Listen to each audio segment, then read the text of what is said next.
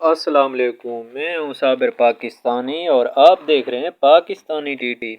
Indian cricket team کے سابقہ بلے باز ماسٹر بلاسٹر کے نام سے مشہور سچن تندولکر 24 اپریل کو 50 برس کے ہو جائیں گے۔ 22 اپریل 1998 کو اپنی سالگرہ سے 2 دن پہلے جب تندولکر نے شارجہ اسٹیڈیم میں انڈیا اور آسٹریلیا کے درمیان ایک شاندار اننگ کھیلی گئی تب وہ 25 سال کے تھے۔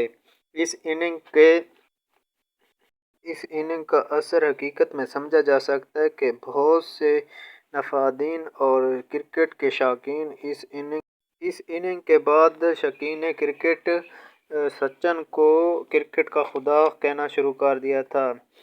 میں 5 فٹ اور 5 انچ کا تھا اور میں بہت خوفزدہ تھا۔ ٹیم انڈیا کو کوکا کولا کپ کا فائنل پہنچنے میں اس کا فیصلہ آسٹریلیا اور انڈیا کے جو میچ کھیلا جا رہا تھا اس کے بعد ہونا تھا۔